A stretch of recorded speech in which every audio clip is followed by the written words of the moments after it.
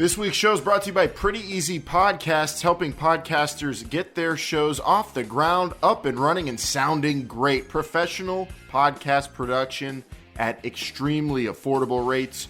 Do yourself a favor if you're thinking about doing a podcast, but you don't really have a whole lot of time to manage the editing, the posting of the show, and making it sound as good as possible. Go to prettyeasypodcast.com because they'll help you do it at a great rate, and it doesn't matter what your show's about. It could be a sports show, food show, business. It could be a show about extremely rare birds. Doesn't matter. Go to prettyeasypodcast.com and they'll help you get your show off the ground, up and running, and sounding great today. Whatever your passion is, Pretty Easy Podcast is ready to help you enjoy it even more. Everybody has a podcast these days, right? Get in on the fun and go to prettyeasypodcast.com today, or just email them to get started at prettyeasypodcasts@gmail.com. Pretty Easy Podcast, making podcasting, pretty easy.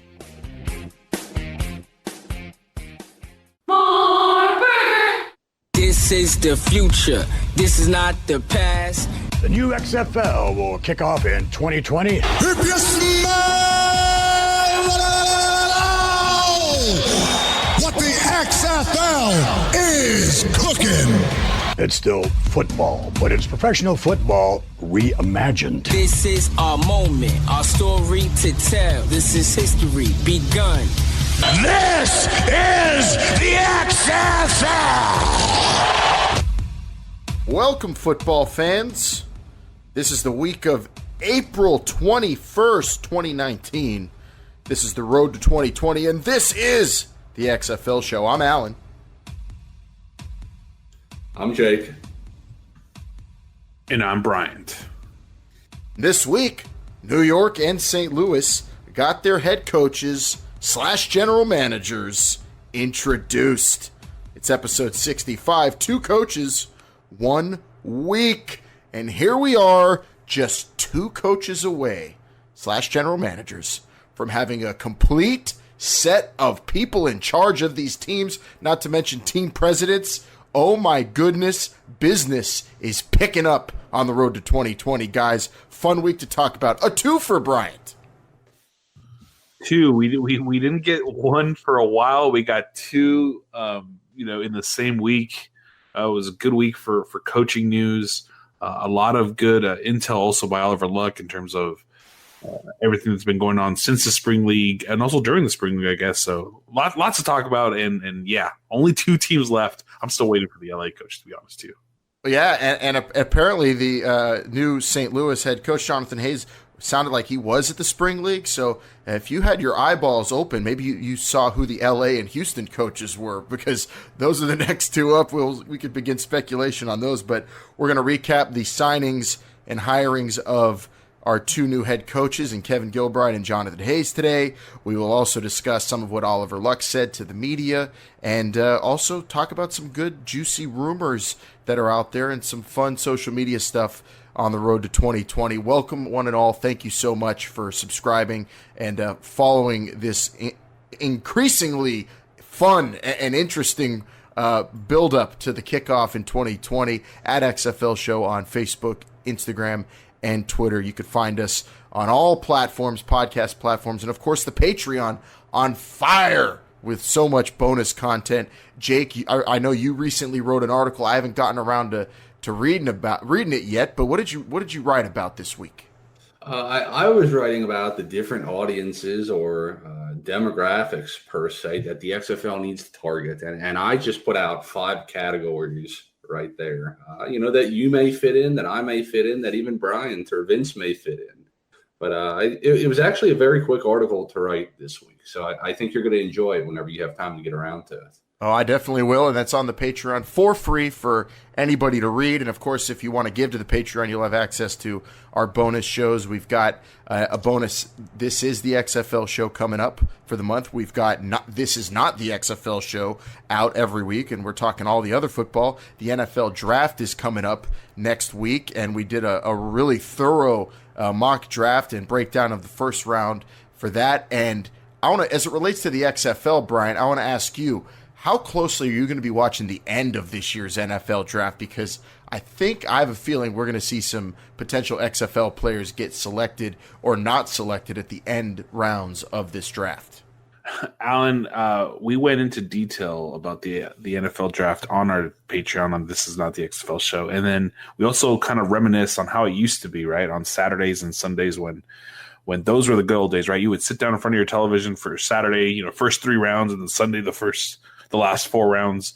Finally, I think in a time where the NFL draft is on Thursdays and Fridays, Saturday means something once again, and we're going to sit down and enjoy the Saturday draft because I guarantee you, especially in the later rounds, some of those players are not going to be with NFL teams; they're going to be on XFL teams. So pay attention because you might see the XFL MVP be drafted next Saturday.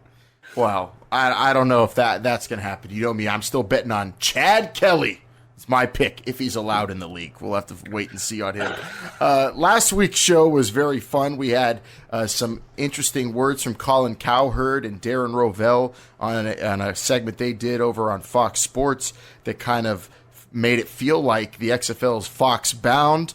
And in not response to that, but kind of piggybacking on the speculation and the TV deal, Jake, this week, Oliver Luck did some interviews, and he really pushed and reiterated 2 games will be terrestrial, 2 games will be cable when you're watching the XFL in 2020.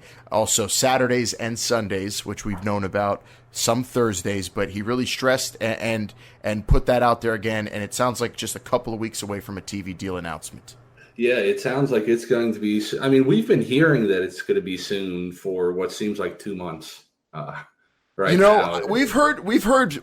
I pay attention. You have to pay close attention to the verbiage used, and we've heard soon, in the coming months. We've heard shortly, but we haven't heard a couple weeks, and that's what we heard this week. So, in 2 weeks, I anticipate a TV deal. Fingers crossed. Yeah, we're going to have to see, but you're right. They are stressing. They're making this. Apparently very simple. Like I said a number of episodes ago, you need to be able to sit down on your couch or your lazy boy recliner and use your television remote and be able to watch the game that way. You don't need to be getting out a tablet and casting it to another screen. People just aren't going to watch it that way. We saw that with another league that I'm sure Bryant would like to remind us about. Jake, I will ask you this. Do you think it's important to have streaming capabilities on television, on your tablet or phone? Like, is that a necessity? Only if they're doubling what you can get on your television screen. Well, that's not what the AAF did, Alan, if you remember that correctly. It was a silent, weird camera angle the entire time on the app. But I would say it's almost a necessity. You want to make sure people can catch these games remotely because not everybody does have cable. So that's something you definitely, but you don't want to make it your only option. But yeah, it sounds like it's coming very soon, Alan. And he did put a more fixed timetable, I'll say, but still very open up in the air. I still have the weekend of May 18th as the day we're going to hear all this. Yeah, Oliver Luck did some really interesting interviews this week. It was on CBS Sports Radio on the DA show, Damon Amendolara, who I think did a really good job asking a lot of questions of Oliver Luck in relation to the AAF, because obviously we're going to compare the two, and Oliver Luck was being asked more and more this week about the AAF and why the XFL will succeed where the AAF failed. And I think Oliver Luck put it really well when he was talking to Yahoo Finance this week. He said, quote, "I think what will set us apart from the other failed sport leagues will be really 2 things, time and money." And the money's there. The time is ticking away, but I think really we haven't missed a mark yet, have we, Jake? We're at 6 head coach general managers right now.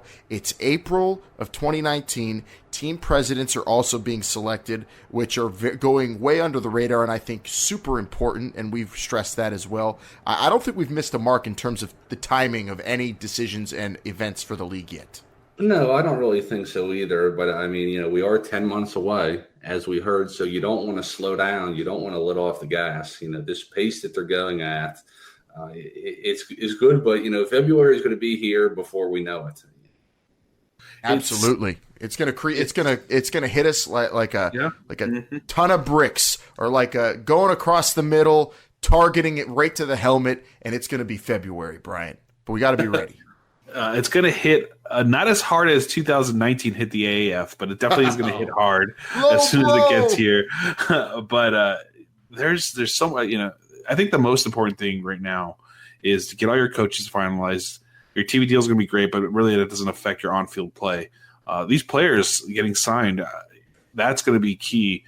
This draft that's coming up, there's going to be a lot of players who are available who might actually want to go to the XFL just for a chance to actually start. And also the training camps. Training camps are going to start in January, I think is what we had heard before. So yeah, I think not much time, but we're getting there. I think we might even see some camps before that. I think we've heard September, October, maybe as early as that. And don't forget about players on college rosters who might not want to have to sit and not make any money that think they might have a shot as well. So that is very much a possibility. Very important key dates coming up, but I think we're hitting the marks. So far, so good for the XFL. And the key thing for you to do, our gentle listeners, is, of course, to follow us at XFL Show as we talk about the latest. We react with you. Give us your reactions, most importantly. We love hearing from you. We love your opinions. We love whenever you tweet at us, Facebook, Instagram, or call, especially 724-565-4XFL to hit up the XFL fan line. Bryant, I know we got some good reactions to last week's show. We talked a lot about the rules, the TV deal, the speculation about the coaches we got this week. What did you find that stuck out from social media this week? Yeah, and so a lot of people were reacting to. It's interesting because a lot of the reaction came before the show even was really completed. The coaches were announced, really. So it's a little mixed because people went from rules to, hey, let's talk about coaches. A lot of people wondering who these coaches were going to be, and also kind of questioning. Did anyone get it? Did anyone guess Gilbride or Hayes? Not beforehand. People were still pulling for, Greg Schiano, things like that. Someone even still said Rex Ryan. They were hoping for that. But people were enthused by these coaches. It's an interesting. We're getting into this conversation, Alan, because a lot of the reaction this week, and maybe we'll push this to the next segment, is how the coaches are being received compared to what compared to the reactions when Stoops was announced. Yeah, the national media is a lot different. Stoops compared to anybody, really. But yeah, we'll get into the reactions for Gilbride and Hayes. I have my own opinions. I can't wait to get some things off my chest that I've been waiting for. Love this week. Double coaches announcements and more to come. LA and Houston up next. Hey Brainiacs, it's Long Island Iced Tea. This week on Brainbuster Radio, after the Superstar Shakeup, we're going to shake things up and talk a lot about the new look Raw and SmackDown, plus all the rumors surrounding the All Elite Wrestling television deal at the Brainbusters on Twitter, Instagram Junior, and Facebook. But right now, what's up next are two key important items for the week as we go into this week's Cover 2. Going for two. Go for two and the lead. First up, a denial from a possible XFL head coach that he was even offered or in contact with the league. CBS's Jason La Canfora tweeted out that he was hearing Jeff Fisher was going to take the Houston job in the XFL. Jeff Fisher promptly responded to the well-respected NFL insider Jason La Canfora on Twitter, and Jeff Fisher said, "False news that I'm headed to XFL Houston. Maybe get better sources." Laughing emoji face. Have a great Thursday. Close. It was laughing emoji sideways face, but you're fine. Sideways face. Sorry, I don't know I know what the emojis tell me. I know the emotions that they evoke. I don't know the proper names for the emojis. I do know that Jeff Fisher totally body slammed Jason La Canfora in terms of Twitter right there because he shot him down. Jason La Canfora, Jake, to put it in a way that you would understand, was firing up this comeback, and he just got shut down, kind of like that Shane Taylor wrestling match you and I were watching last weekend. Yeah, you're right. But I mean, listen, what? Either he does not have the job, and he's telling the truth, or he was offered the job and accepted it, but he can't let the cat out of the bag yet. That's all it really comes down to. I mean, what do you If he did accept the job, what would you want him to say? Why you got me? You don't call out somebody like that if you have the job. Yeah. I mean, that's not, that's not a ha ha ha. Well, No, I really don't. Truth. No, I mean, no, if he has, so that's what I'm saying. So if he doesn't have this job, because you don't call out a reputable source in the football community and say, hey, no, you're wrong. Get better sources. Like that's not what you do. So he doesn't have this job, and I think that's okay. That's fine. No one's complaining that Jeff Fisher is not going to be a coach in the XFL. At least not the St. Louis fans. St. Louis fans are, even if you're not happy about Jonathan Hayes, you're very happy that it's not Jeff Fisher. I know you, St. Louis football fan. So congratulations. It is that anybody but scenario, right? Almost. It is. Now, it is. Are you sure that they wouldn't relish him coming into their dome just for the reaction that they would give him? It's a negative connotation to him compared, with the Rams. And even though it wasn't his fault, it's not like it was, his reasoning for why that team left, but there's too much bad memories there for the St. Louis fans to actually enjoy this man. Well, the good thing, if Jeff Fisher was an XFL coach, it'd be impossible for him to go 8-8. This is only 10 games. I guess he'd go 5-5. But Jeff Fisher, apparently rumors he's just holding out for an NFL job. Is that even possible, Jake? Do you ever see that man coaching in the NFL again? I mean, with some of the coaches that they had or that they just recently let go the past season, I really don't think it's out of the question. This guy was very successful. They hired John Gruden after he was out of the business for 10 years. Gave him 10 years. It would be insane to me if he did, but we can't forget about the good he did as well. I mean, he did get Tennessee to a Super Bowl that they were, Houston would have been the job. Winning. Houston would be the job, right, Alan? I mean, that's where he had his most. He was the Houston coach right before they went to Tennessee, so that makes sense. But it does. At the same time, long tenured history. He's seen success. He is a professional football coach, as much as you can be one. So I would understand it for the XFL for sure. Would not mind it.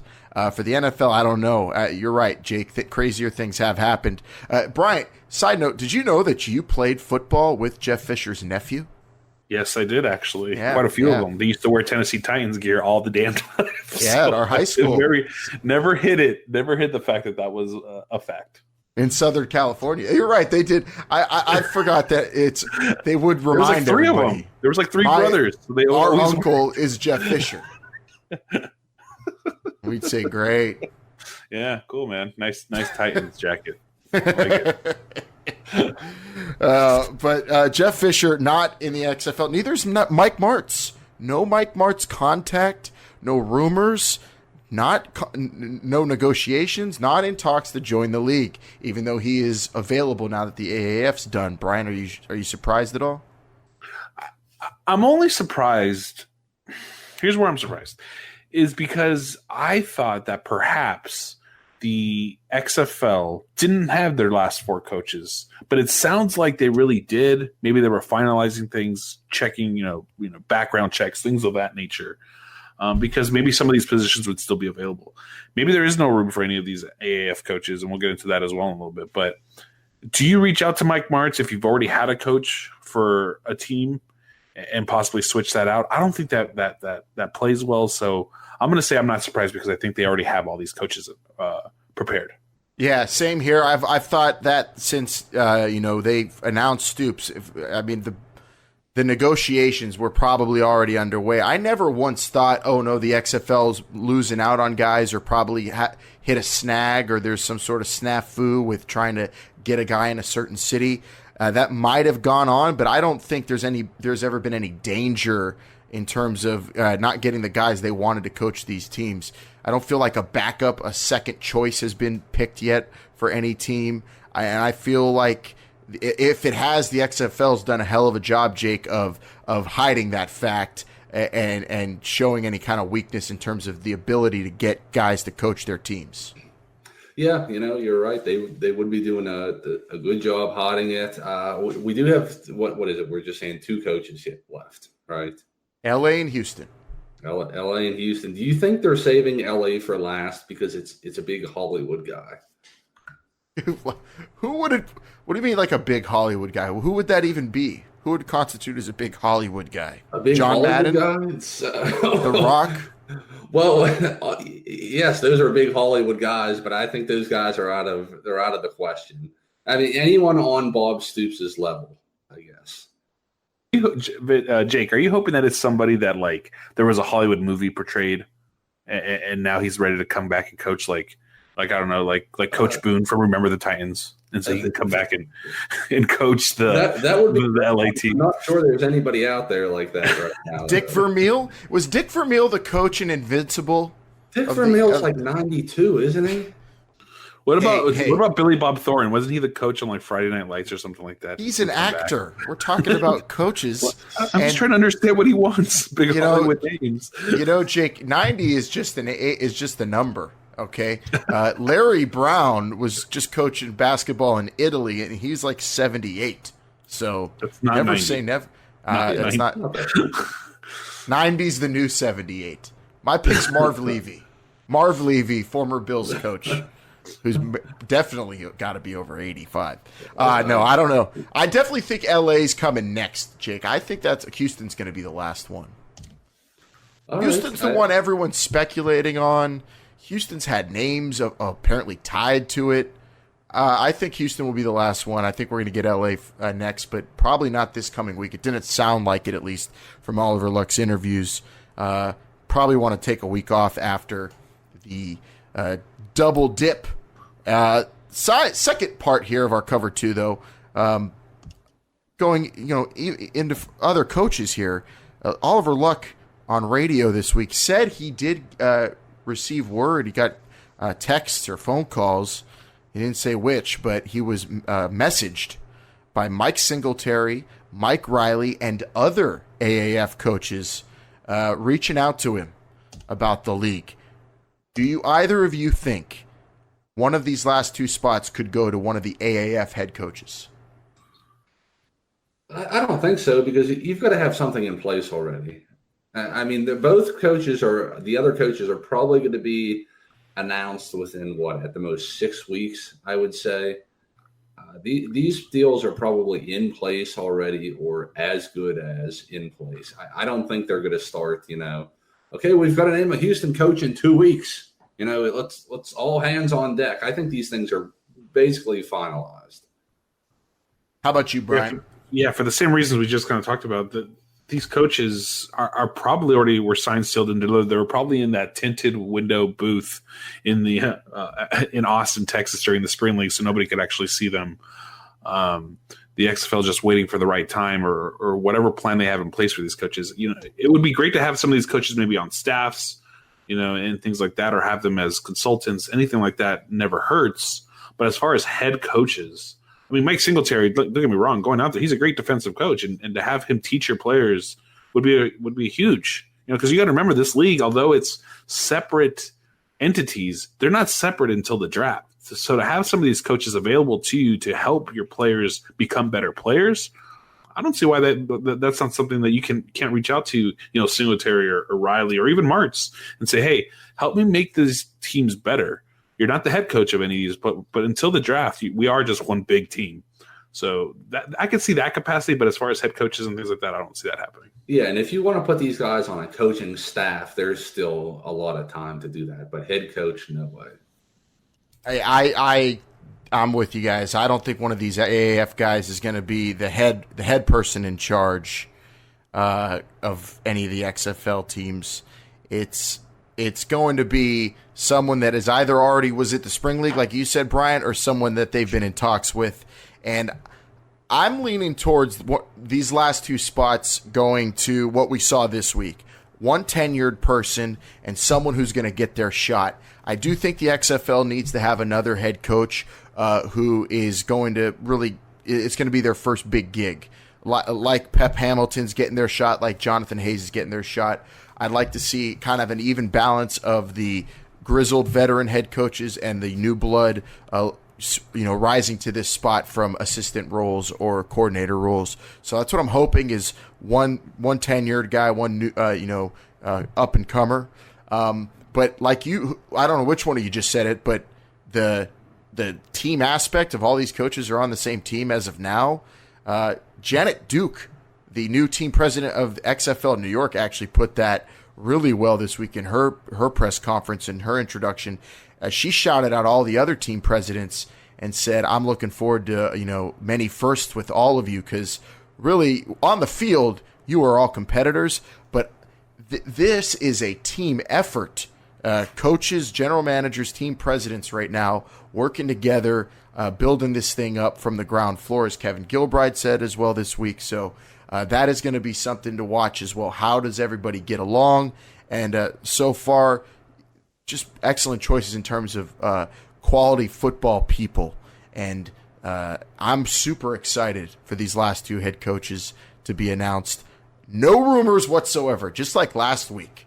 There were no rumors on last week's show to talk about, Bryant, and we ended up getting Gilbride and Hayes. What was your level of shock when we got the two announcements? I'm not going to say my level of shock was high, because at the same time, I didn't recognize the names. And I don't know what your recognizability of these names were. I know, Alan, you're more in depth in terms of the names behind the scenes and coaches and things like that. And Jake, you too. I don't know how surprised you were. I was surprised that these things stayed under wraps for so long, 24 hours before. We almost didn't even know at that point who these coaches were going to be. But, Kevin Gilbride, when I started looking him up, and also Jonathan Hayes. There we go. And we'll get into them again, like we said, but it's going to be more of these types of coaches. It's not going to be your big flashy names, Alan. Like we said, it's not going to be anything like that. It's going to be those tenured people that have put in the years, have put in the time, can be a good head coach, and also have a specialty in mind. It's not a bad idea to have a offensive-minded coach be your head coach, because that's what you want to push in this league, or a defensive-minded coach for the same reasons. So, but yes, and it's a great, interesting aspect that Duke said about, off the field, they have to work together, because if the New York team is doing great outside the field, if the other 7 aren't, it really doesn't matter. So they all have to kind of help each other become one big league rather than, 8 individual cities. That's the goal. I mean, you want to be the, in the AAF, for example, San Antonio and Orlando stood out in terms of how they marketed and got people to their stadiums. But if you are Janet Duke in New York, you want to see Seattle have the same success you might be having. So that's where that team effort is going to really come into play. Innovative ideas that everybody could utilize on the business end, and in terms of the football, coming up with a rule book and ideas and game plans and execution that is entertaining. Quality of the play, Jake, we know it is so key. What's going on, football fans? This is Bryant, and we just want to let you know, with the XFL returning in 2020, This is the XFL Show is here to guide you every step of the way. Sign up right now to receive the latest news, exclusive content, discounts on merchandise, and all the football coverage you can handle on This is the XFL Show's newsletter. Yes, go to our website, thisisthexflshow.com, check it out, sign up, and you can even win a free t-shirt. Check it out right now. Don't miss a thing from This is the XFL Show. With that, let's get into how quality of a hire was Kevin Gilbride. How quality of a hire was Jonathan Hayes. They are this week's Hot Read. Blue 58! Blue 58! Go! Hey, Ric Flair! Ric Flair! Pepper, Flip, Caliber. O-Town, happy, jolly, drunk, Buster, Boomer, Tiger! I think he's got a hound too, Rodney, I think. B-19! B-19! Hey, Seattle! Ryan! Orange 83! All right, XFL New York gets Kevin Gilbride. XFL St. Louis gets Jonathan Hayes. Two guys with a ton of NFL experience. Let's start out with Kevin Gilbride, who was announced earlier in the week to be the head coach and general manager of XFL New York. Give you his resume real quick. Kevin Gilbride has been coaching football since 1974. Goodness gracious, it's a long time. And he's with the Giants 2004 to 2013. Starting off as the quarterback coach for a young Eli Manning. Eventually graduating to offensive coordinator. Won 2 Super Bowls with the Giants. And I believe, Brian, correct me if I'm wrong, that makes Kevin Gilbride our only coach in the XFL who has won a Super Bowl. Can you put your name on the line on that one? I'm going to say yes. I'm going to say Stoops hasn't won one. I know Trestman hasn't. Pep Hamilton, was he with the Colts when they got theirs? That's the only one I'm unsure about. No, I don't think so, because he was more on the Luck era, right? He wasn't in the Manning era. Yeah, exactly. He was at Stanford. And then Zorn, did he ever win one as a player? In Seattle? Oh, no, I'm sorry. You're right. Never mind. Yeah, I think you're right. I think you might be right. I think I'm right. I'm putting it out on the line there. Yeah, if I'm wrong, one of our listeners will call me out. Yeah, we could do the old Ron Burgundy fact check after the show if one of our listeners wants to let me know. But I believe that makes Kevin Gilbride the only Super Bowl winner head coach. If not, I'd say for sure the most successful in terms of hardware that he's won in professional football, Jake, and that is by far the most impressive. This is a man who was a part of a staff that beat Tom Brady twice in the Super Bowl. Yeah, you can always appreciate that. Kevin Gilbride, watching that press conference, it was very different between the 2 head coaches.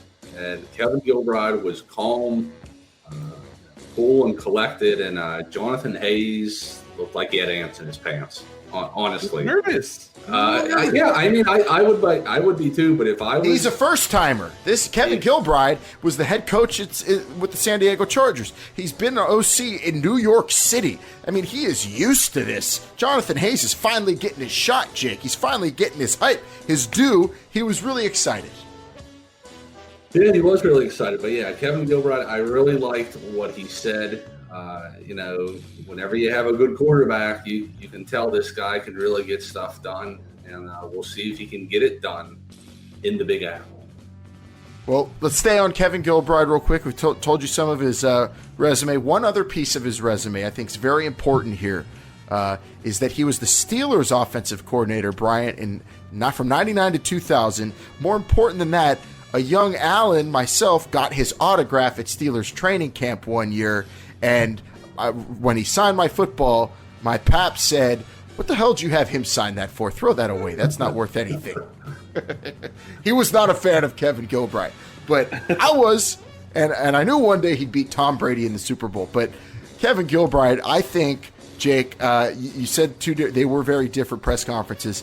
Kevin Gilbride's press conference, comparing it to all the other press conferences so far, was the most impressive to me in terms of a coach that seemed like he had really a good grasp of what the league was about. He had a ton of enthusiasm, has his stuff together, and is ready to get work done.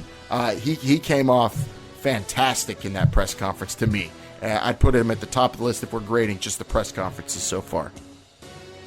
Yeah, just of the appearance of it at least. We're still going to see what you can only do so much, with your team, and we'll see what kind of team he gets.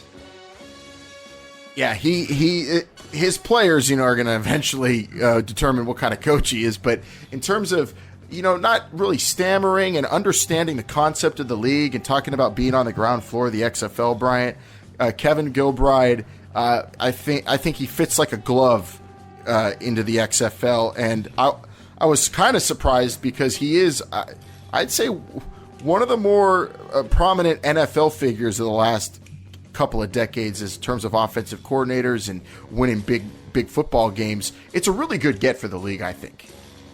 I agree. I think, again, the name didn't pop off the phone screen when I saw it being rumored and then announced. Yeah, he's not Bob Stoops, but who is? But a tenured guy with over, I forget, they mentioned how many years of coaching he had. I don't know if it's on here. It's not. 1974. 74. So what's that? 40 some years of coaching experience, plus that. So his head coaching record doesn't really, speak volumes. He didn't make it through his second season as a head coach, but there's a lot there. He was a quarterbacks coach, I believe, for the 2007 championship. He was the offensive coordinator for the 2011 championship. Actually, no. It looks like he was offensive coordinator. No, quarterbacks and then offensive coordinator. Regardless, yes, tenured man, getting his opportunity to coach again. And he looks so excited, right? His family, his big family man, talked about how he didn't really get to see his daughters grow up.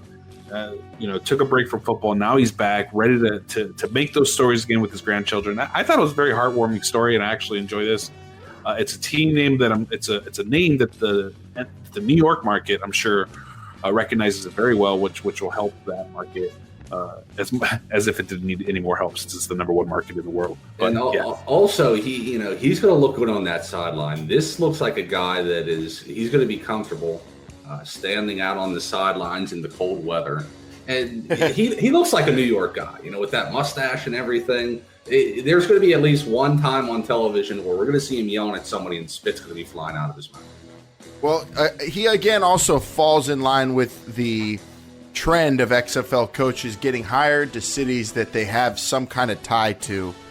And, Oliver Luck said initially that wasn't going to be a really important thing that they're going to, that's going to determine who gets to coach where. But you think it ended up being that, or do you think that's just how it's playing out? I do feel like there is some strategy in who's coaching these teams, Bryant. Yeah, Alan, I thought about this a few times, because you're right. It was announced that ties to the community were not going to be an important thing for these coaches. I would say it's a little coincidental that everything is kind of lining itself out that way. I can't imagine they put 8 names out there and we're like, okay, how do we assign these? Oh, each one of them has a tie to the community. So do I think that it was the final deciding factor that they could only look at those coaches?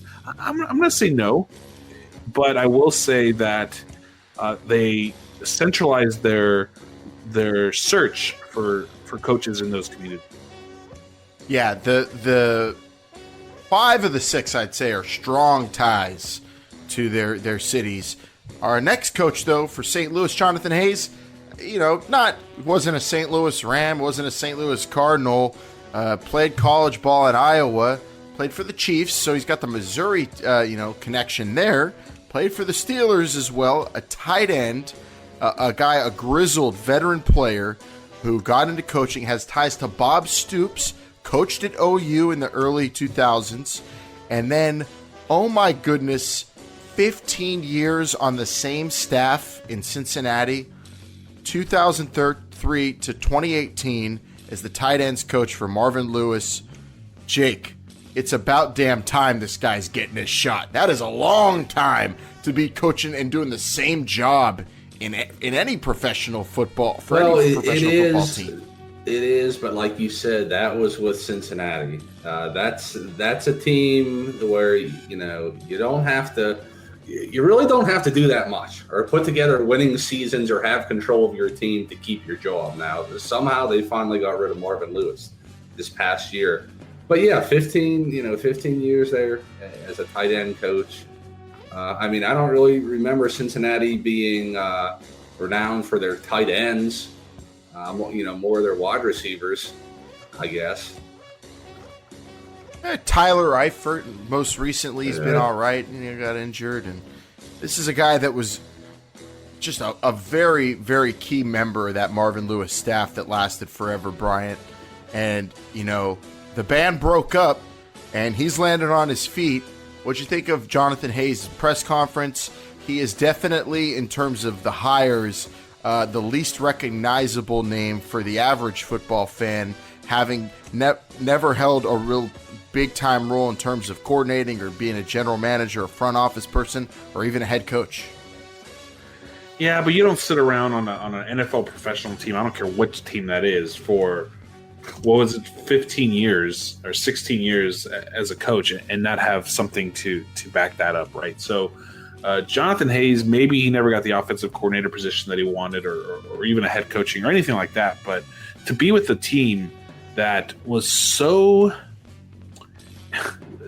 one of the most interesting teams, I would say, in the league in terms of coaching. You're right. Marvin Lewis stayed there for so long. But for Marvin Lewis to keep Jonathan Hayes on staff for that long, I'd say says a lot. And I like the hire. It's someone who's going to be hungry to prove a point that they are a professional football coach and that they can take a team to the next level. And that's what he's going to do, you know. And given this opportunity, he was nervous. Jake, you mentioned how he looked like he had ants in his pants. I don't blame him. It's a huge role. It's a huge responsibility, something that the XFL is bestowing on him. But he seems willing and able to take this and run with it. And that's what the XFL needs. Someone who's hungry. They don't want someone who's going to be looking for an NFL job after this. They want someone who's going to stick around for a while. And that, what I think, is what they found in Jonathan Hayes. I would like to hear what some of our vocal St. Louis fans have to say about this, because they've promised that dome is going to be loud and there's going to be a lot of guy inside of it. I'd really like to know, if anybody's out there listening, what they think about this coaching. Well, Jake, I will say that, and I'll bring it out now. There were a few mentions of him. Somebody did say, unfortunately, I hope it's not this nobody from the Bengals. I think the expectations were too high for the St. Louis community in general. But at the same time, if you're going to bring in a no-name coach, and I don't mean that in a derogatory way, I just mean that in a recognizable way, St. Louis is where you're going to do it. And I'll tell you why, because they're not really interested in the coaches and all that. They might say that now. The diehards might wonder why they're not getting bigger names. But St. Louis wants football, and they're going to fill that dome, whether it's Marvin Lewis, whether it's Jonathan Hayes, whether it's, if Bob Stoops gets traded to the St. Louis team, whatever happens, doesn't matter. The St. Louis fans are going to flock to that dome because it's football in St. Louis, and that's what they're really passionate about. I'm excited for the Jonathan Hayes hire because I want coaches like him, guys who have not been head coaches. I want guys getting their shot. It's what this league's about, innovating. No matter what your experience is, as long as you're a football person who's paid your dues, and he definitely has. I love that. I love the fact that he was on a Stoops staff, so that means when Dallas and St. Louis get down, we've got a built-in personal issues there, Jake, and not like the bad kind, but just friendly competition. But we need balance. We don't want coaches who have been around forever and are just looking for another moment in the sun all over the league. We want some of those. We want a Bob Stoops. We want a guy who's looking to get reinvigorated. But you also want a Pep Hamilton. You want a Jonathan Hayes. Two guys who are stepping up to the head coaching ranks, looking to prove themselves. You want Kevin Gilbride, looking to right the wrongs of his head coaching past. Same with Jim Zorn. And Mark Trestman, you get a quality head coach who's had great success in the CFL. Can't underestimate what he's done as a coordinator in the NFL, but also as a head coach in the CFL. So it's a good balance of different styles, different types of coaches with different histories, and Jonathan Hayes fits in line with that. This hire did not need to be a Mike Martz. And I think you're right. St. Louis fans of any market, they should have, I don't want to say lower expectations for their coach, because it's not like we got a lowly hire. It's just, you don't need the splashy big name head coach. You need you're St. Louis, you're hungry for football. It was taken away from you. You should want a coach who is hungry to prove himself as a head coach, is someone who's looking to step up, someone looking to make a name for himself in a new role. That's what you got. Someone who fits in line with exactly what St. Louis is doing in this league. A city that is looking to take football back. And it really, as well as Kevin Gilbride fits in New York, I think Jonathan Hayes fits in well in St. Louis. And this week we got two more good head coaching general manager hires. Alan, I will say this too. In that same context, I will say that's probably why Dallas got Bob Stoops. Dallas is probably going to be your hardest market to please in terms of, if you're not good. Dallas is critical about their they're Cowboys, and getting Bob Stoops helps create buzz and saying, hey, this K community, this is serious. So you're right. St. Louis has other advantages. I'm talking about St. Louis, the XFL team has other advantages in not having to worry too much about. I'm not saying that they slacked or anything like that. I'm just saying that they had some room to make a less splashy move in St. Louis. And Jake, also to your point, you're right.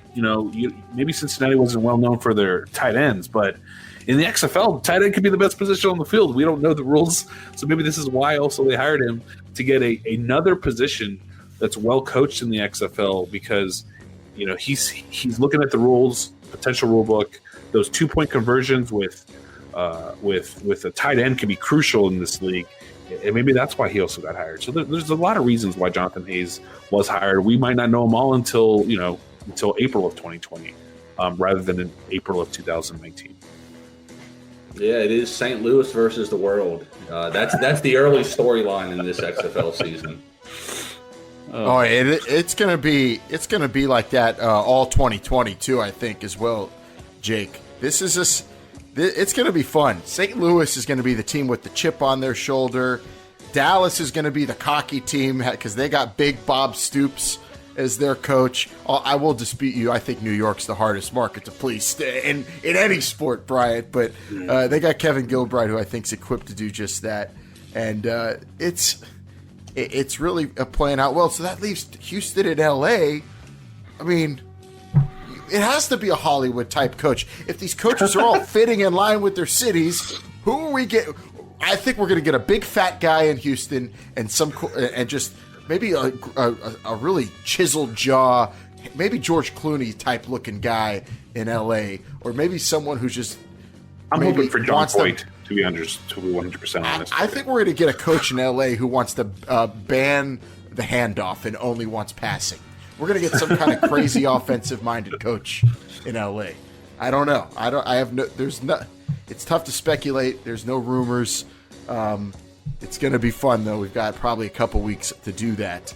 But we have 6 of the 8 head coach, general managers. Let us know what you think, everybody, about Jonathan Hayes in St. Louis, Kevin Gilbride in New York, at XFL Show on Facebook, Instagram, and Twitter.